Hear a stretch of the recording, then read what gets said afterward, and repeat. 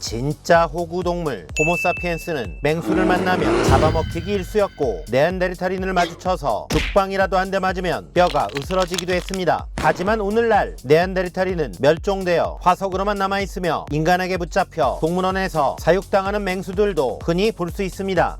여러분 안녕, 베티입니다. 이번 영상은 유발 하라리의 초대형 베스트셀러 사피엔스를 모티브로 만든 사피엔스와 플랫폼 제국입니다.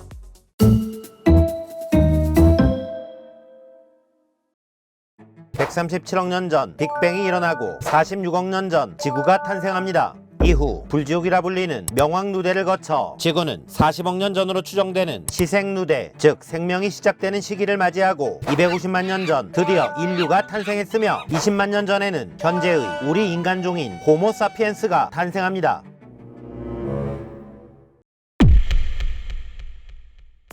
종속 과목 강문계 생물학자 린네의 분류법에 따르면 오늘날의 인간 호모사피엔스는 호모, 즉 사람 속의 부분집합인 사피엔스 종입니다. 250만 년 전쯤 등장한 호모 속은 여러 종이 순차적으로 진화하여 오늘날 사피엔스가 되었다는 썰과는 달리 사피엔스와 데니소바인, 네안데르탈인 등 여러 종들이 공존하고 있었습니다.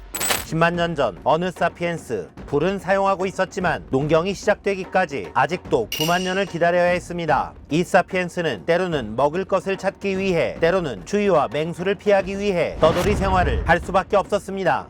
운이 없어 맹수를 만나면 잡아먹히기 일쑤였고, 덩치가 크고 근육이 발달한 네안데르탈인을 마주쳐서 죽방이라도 한 대 맞으면 뼈가 으스러지기도 했습니다. 맞습니다. 이때만 해도 사피엔스는 만물의 영장이 아닌 그냥 호구동물 중 하나였습니다. 그런데 오늘날 네안데르탈인은 멸종되어 화석으로만 남아있으며 인간에게 붙잡혀 동물원에서 사육당하는 맹수들도 흔히 볼 수 있습니다. 이는 7만 년 전부터 5만 년 전까지 3만 년이라는 짧은 시간 동안 사피엔스가 다른 인종과 맹수들을 제압하고 먹이사슬의 정점으로 뛰어올랐기 때문입니다. 아니, 3만 년이 짧다뇨? 빅히스토리 관점에서 생명체의 역사 40억 년을 1년으로 보면 3만 년은 0.000075년, 겨우 4분에 불과한 시간입니다. 이 짧은 시간에 도대체 어떤 일이 있었던 것일까요?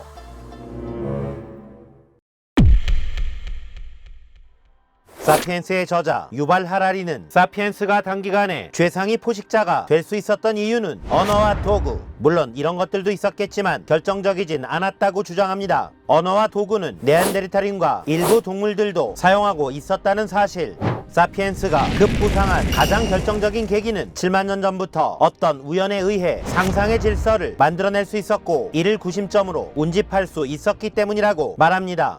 상상의 질서를 만들기 전 사피엔스는 다른 동물들처럼 친족끼리 무리를 이루며 살아갔을 것입니다. 만약 사피엔스의 친족 100명의 무리가 네안데르탈인 100명의 무리와 붙는다면 이번에도 사피엔스의 죽방은 털렸을 것입니다. 하지만 사피엔스의 어느 마을에 X라는 신이 생기고 X를 믿는 사피엔스의 집합이 수천 명, 수만 명이 되면 결연 단위로만 뭉치던 네안데르탈인은 물론 맹수들도 가뿐히 제압할 수 있었을 것입니다. 또한 12,000년 전 농경이 시작되고 문명이 발달하면서 사피엔스는 더 큰 X를 믿는 집합체로 진화합니다. X가 성경이거나 코란이면 같은 종교인, X가 시조 신화이면 같은 민족, X가 이윤 추구이면 자본주의자, X가 평등 분배이면 공산주의자, X가 주권이면 그 나라의 국민이 되는 것입니다. 이는 수학의 공리체계와 비슷합니다. 공리란 참이라고 받아들이는 명제인데, 갈림길에서 A 공리를 믿어도 B 공리를 믿어도 각자의 길이 열릴 뿐입니다.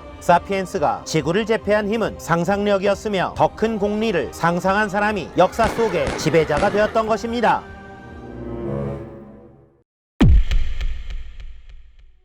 현대인들이 흔히 하는 말 중에 돈으로 안 되는 거 없다 라는 말이 있습니다. 이는 현대인들이 가장 보편적으로 믿는 상상의 질서가 돈이라는 뜻입니다. 그리고 오늘날 그 중심에는 황금알을 낳는 거위, 플랫폼 제국이 있습니다. 플랫폼 비즈니스의 본질은 만들어 팔지 않는 것입니다.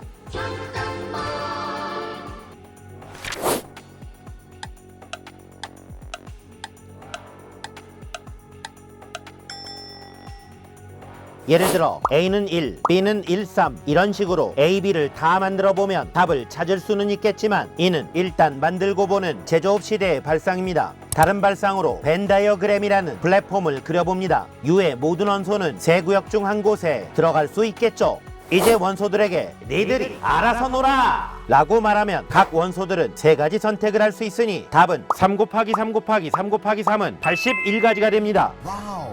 오늘날 자동차 한 대 없는 택시 회사는 우버, 호텔 한 채 없는 숙박업 회사는 에어비앤비, 방송국 없는 최대 미디어 회사는 페이스북, 안내원 없는 최대 정보 회사는 구글입니다. 이들은 벤 다이어그램이라는 놀이터, 즉 플랫폼을 만들어 놓고 유저들에게 놀다가 라고 말합니다. 하지만 우리는 이 놀이터를 믿고 개인정보를 흘리고 쌈짓돈을 뿌려댑니다. 플랫폼 제국은 인류의 신지배자들이 만든 상상의 놀이터였던 것입니다.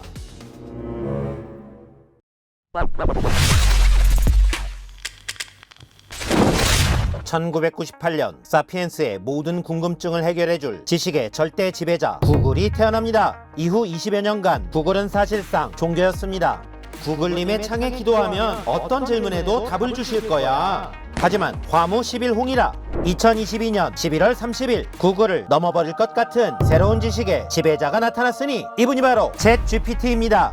다음 시간에는 챗GPT가 어떤 포인트가 위대한 건지 생각해 보겠습니다. 지금까지 베티였습니다. 바이.